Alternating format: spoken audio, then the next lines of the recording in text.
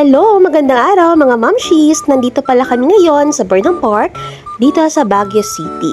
Susubukan namin ang kanilang bicycle riding dito sa kanilang pasyalan.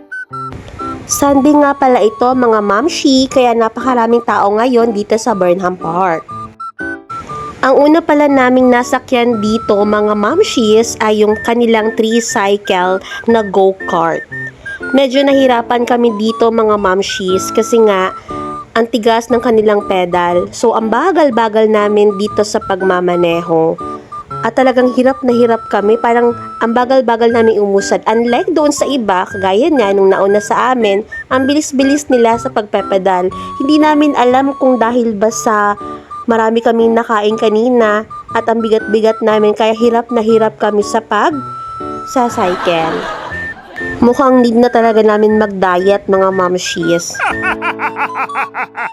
Ang halaga nga pala ng kanilang go-kart riding dito mga mamshis ay nasa 250 pesos kapag yung tricycle na go-kart ang inyong i-avail at kapag solo naman ay nasa 150 naman kada isang oras.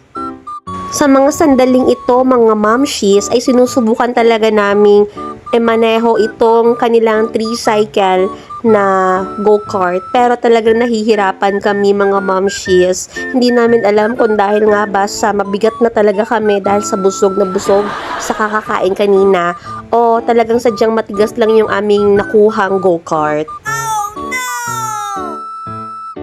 Ayan, sinubukan naman namin dito na si daddy naman ang nasa harap na uupo at magli-lead sa aming pagmamaneho para subukan kung kaya ba namin at this time na maging mabilis naman yung aming pag-cycle.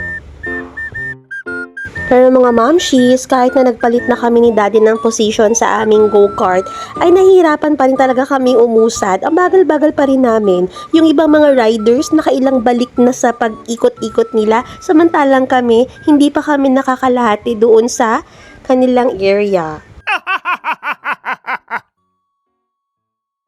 Kaya nag-decide na lang kami na palitan yung aming go-kart ng solo go-kart. So, dalawa po yung aming kinuha. Yung isa para kay Chikoy at yung isa naman ay para kay Daddy. So, si Chikoy ang nasa unahan. Samantalang si Daddy naman yung nasa likod para nababantayan ni Daddy ang kanilang pag-ikot habang sila ay nagmamaneho. Ayan, tinan nyo naman mga mamshis, good decision talaga na nagpalit kami ng aming go-kart dahil sa mas nag-enjoy si Chikoy sa kanyang pagmamaneho. At syempre, ako rin mga mamshis, nakokontrol namin yung aming pagpepedal at the same time ang bilis ng aming takbo.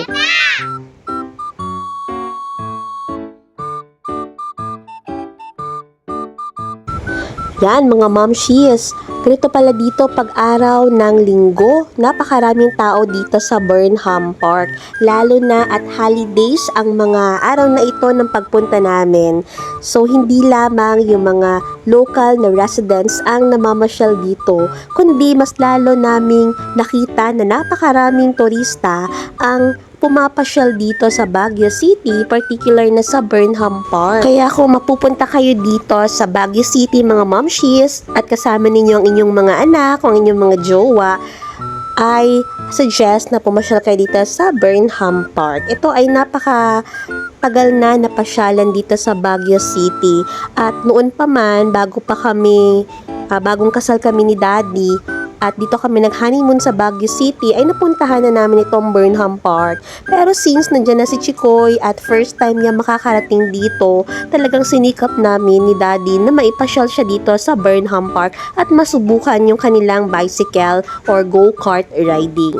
O siya mga mi, hanggang dito na lang muna ang ating vlog for today. Abangan nyo ang ating mga next videos sa mga susunod na araw.